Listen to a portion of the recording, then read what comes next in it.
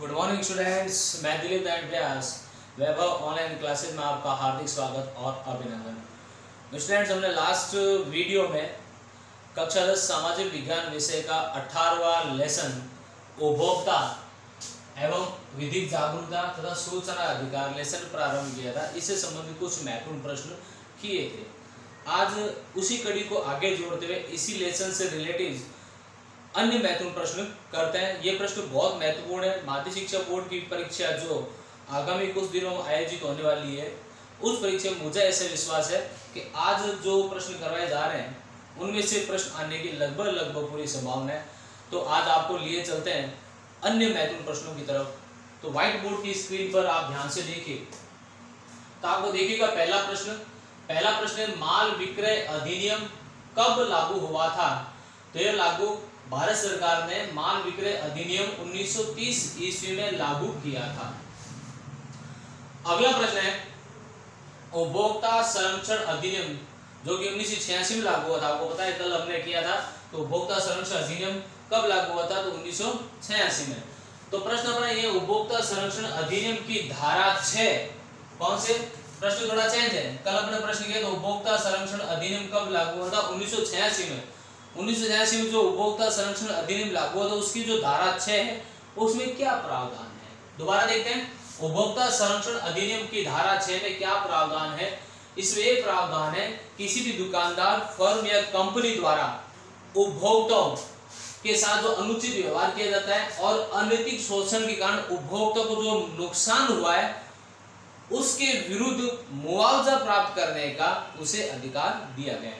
मैं आपको पुनः बताता हूं कि उपभोक्ता संरक्षण अधिनियम की धारा 6 में क्या प्रावधान है।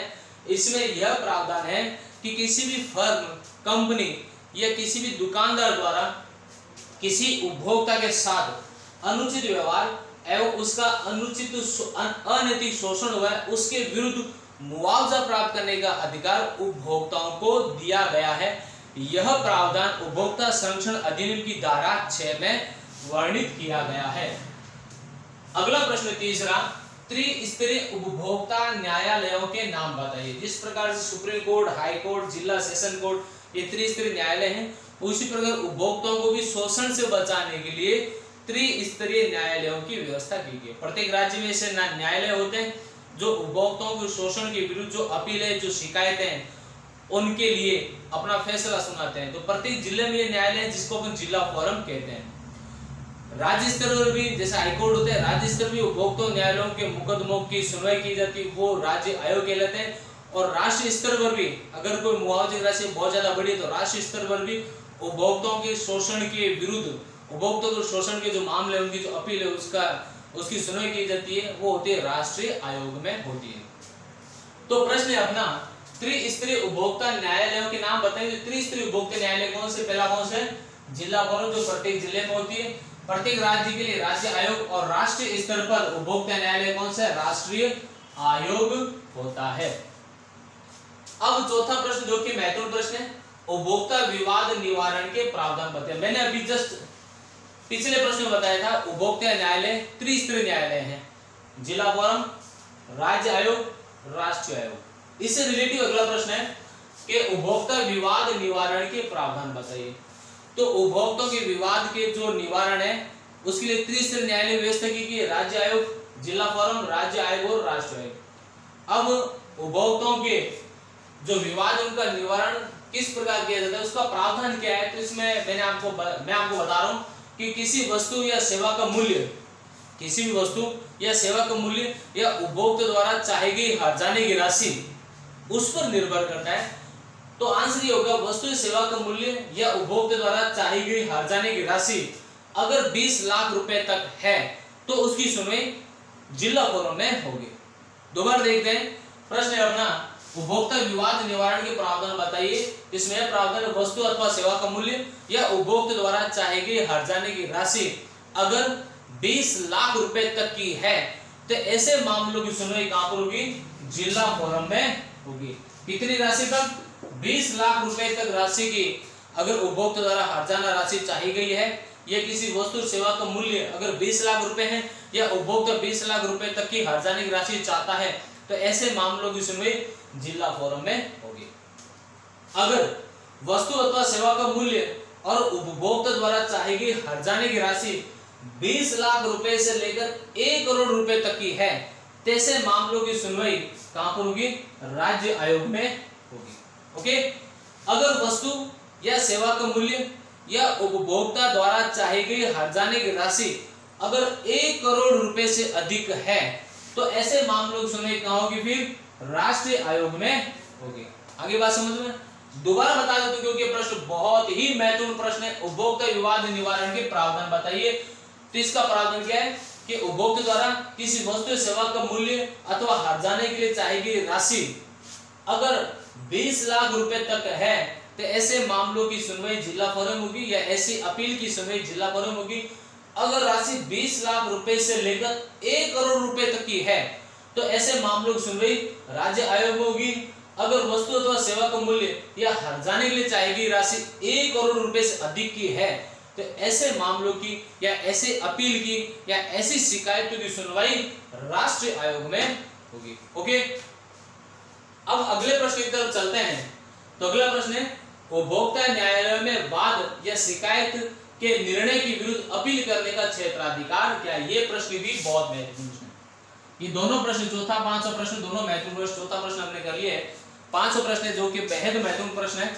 500 प्रश्न उपभोक्ता न्यायालय में वाद या शिकायत के निर्णय के विरुद्ध अपील करने का क्षेत्राधिकार समझाए। जैसे कि आप जानते हैं कि अगर किसी भी वादी को, वादी और प्रतिवादी, पक्ष और विपक्ष, दो प्रकार के कंटेंट्स होते हैं न्यायालय में। एक वादी होता है, एक प्रतिवादी होता है, एक पक्ष होता है, एक विपक्ष होता है। जब ऐसे मामलों की सुनवाई न्यायालय में होती है तो आपने देखा होगा एफआईआर होती है। एफआईआर होने के साथ सबसे पहले मामला जिला सत्र न्यायालय में जाता है। जिला सत्र न्यायालय का जो न्यायाधीश वो मामले की सुनवाई करता है। अगर संतुष्ट हो जाते हैं तो दोनों पक्ष अपना न्यायालय का फैसला मान ले तो बात वही खत्म हो जाती है। अगर एक पक्ष को लगता है कि हमें न्याय सही ढंग से नहीं मिलता तो जिला सत्र न्यायालय से कहाँ अपनी अपील कहाँ कर सकता है? हाईकोर्ट में कर सकता है। हाईकोर्ट में भी यदि उसको लगता है हाईकोर्ट में भी उसकी सुनवाई सही ढंग से नहीं, उसे लगता है उसे न्याय प्राप्त नहीं हुआ है तो फिर वो सुप्रीम कोर्ट में अपनी अपील दायर कर सकता है। यही सेम सिस्टम उपभोक्ताओं के लिए भी है। अब क्या है प्रश्न? प्रश्न ये है कि उपभोक्ता न्यायालयों में वाद या शिकायत के निर्णय के विरुद्ध अपील करने के क्षेत्राधिकार क्या है?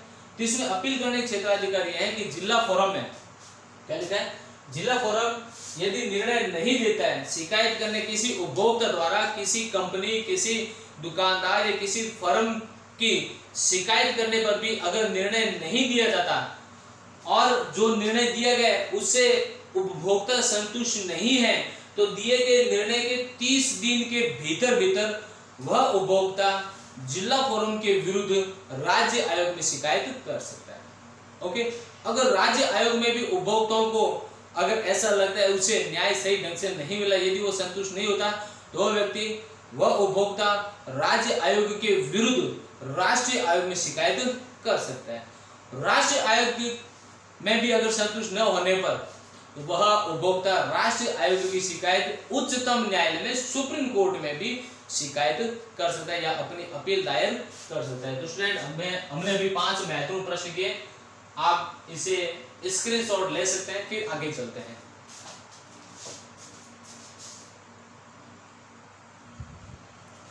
चलिए स्टूडेंट आगे चलते हैं और अन्य महत्वपूर्ण प्रश्न करते हैं। अगला प्रश्न जो कि महत्वपूर्ण प्रश्न है, सूचना का अधिकार क्या? Right to information. सूचना का अधिकार क्या? इसे आप बड़े आराम से, बड़े सरल शब्दों में समझा सकते हैं। देखो, भारत में लोकतांत्रिक शासन पद्धति है जिसके अंतर्गत भारत के प्रत्येक नागरिक को विचार अभिव्यक्त करने का पूर्ण रूप से अधिकार है। विचार अभिव्यक्त करने के साथ साथ भारत का प्रत्येक नागरिक देश के या सरकार के विकास के लिए महत्वपूर्ण टैक्स जमा कराता है, टैक्स चुकाता है। इसके तहत भारत के नागरिकों के महत्वपूर्ण अधिकार प्राप्त हो जाता है सूचना का अधिकार, क्योंकि लोकतांत्रिक शासन व्यवस्था को पारदर्शी शासन व्यवस्था भी कहा जाता है। जब पारदर्शी शासन व्यवस्था है, देश की सरकारें जनता के कल्याण और विकास के लिए कार्य करती है, तो भारतीय जनता को या किसी भी देश की जनता को जहाँ पर लोकतांत्रिक शासन व्यवस्था है वहाँ की जनता को सरकार के काम काजों को या सूचनाओं को जानने का पूरी तरह से अधिकार होता है। देश का प्रत्येक नागरिक देश के सरकारी विभागों, दफ्तरों, कार्यालयों, किसी विभाग से संबंधित सूचना प्राप्त करने का अधिकारी है।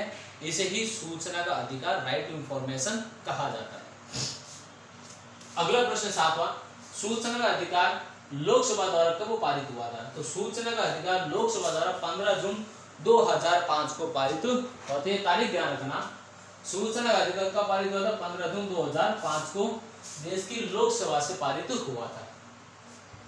8वां प्रश्न है, सूचना अधिकार कानून देश में कब लागू हुआ था?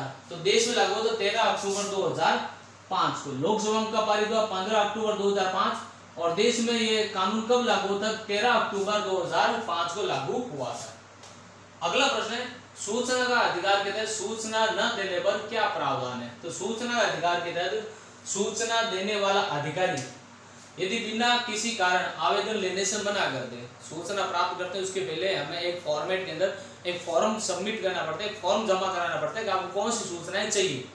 तो सूचना अधिकार के सूचना न देने पर क्या प्रावधान है? तो मैंने लिखा यहाँ पर सूचना देने वाला अधिकारी बिना कारण आवेदन लेने से मना कर दे, या गलत सूचना देता है, या आधी अधूरी सूचना देता है, जानकारी देता है, या भ्रामक सूचना देता है जो भ्रम या कंफ्यूजन पैदा करता है, तो ऐसी कंडीशन में उस व्यक्ति को जो सूचना प्राप्त करना चाहता है उसे 250 रुपये प्रतिदिन के हिसाब से 25,000 रुपये तक का जुर्माना दिया जाता है। किसको?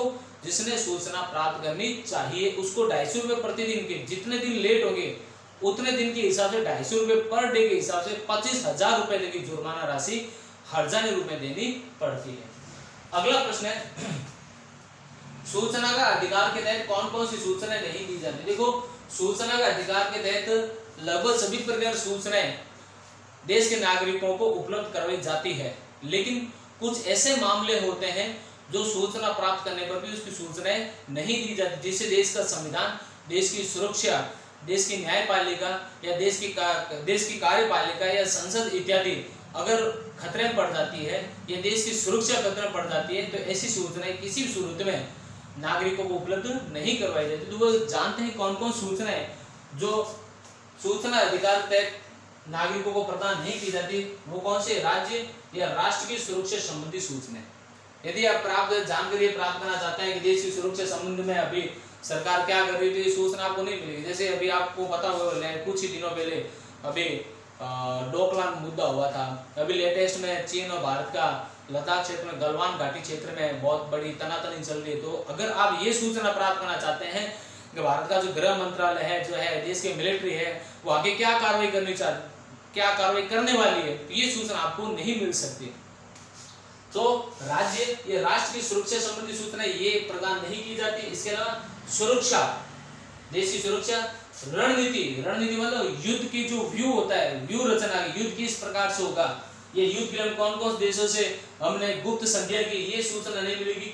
विज्ञान, आज नॉर्मली कौन से टीके का आविष्कार है, क्या क्या नई जो फैसिलिटीज आ रही है, क्या क्या आविष्कार हो रहा है, 4G 2G इलेक्ट्रॉनिक इंटरनेट वगैरह, ये सूचनाएं मिल सकती है। लेकिन ऐसी वैज्ञानिक आविष्कार जो देश की सुरक्षा से जुड़े हुए वो सूचना नहीं दी जाएगी। और आर्थिक मामलों की, इसके अलावा विदेशों से प्राप्त गोपनीय सूचनाएं वो नागरिकों के साथ शेयर नहीं की जाती, जिससे न्यायालय, संसद, विधानसभा के अधिकारों का हनन हो। इसके अलावा गुप्तचर ब्यूरो, इंटेलिजेंस ब्यूरो जो है, तो भारतीय जो गुप्तचर विभाग है, वो जो गुप्त सूचनाएं प्राप्त करता है वो नहीं दी जाएगी। सीमा सुरक्षा बल BSF या ITBP के जो जवान है, इनकी तैनाती कहाँ पर है, या जो भी है, तो ये सूचनाएं, इसके अलावा अपराध या जिससे सुरक्षा को खतरा हो जाए, ये तमाम सूचनाएं नागरिकों को उपलब्ध नहीं करवाई जाती। तो आज हमने कक्षा 10 सामाजिक विज्ञान विषय का 18वां लेसन उपभोक्ता एवं विधिक जागरूकता तथा सूचना अधिकार से संबंधित महत्वपूर्ण प्रश्न किए हैं। ये सारे महत्वपूर्ण प्रश्न हैं और इन प्रश्नों को आप घर बैठ के नोटबुक में तैयार कीजिए, उसको लिखिए, याद कीजिए, पूरा वीडियो देखें, आधा अधूरा वीडियो कभी ना देखें। जो SST की जो वीडियो 5-7 दिन बाद आपके एग्जाम कंडक्ट होने वाले, उन वीडियो को बार जरूर देखें, नोटबुक में उतारें और घर बैठकर लॉकडाउन में बड़ी ईमानदारी से, बड़ी शिद्दत के साथ मन लगा के तैयारी कीजिए। Best of luck, thank you.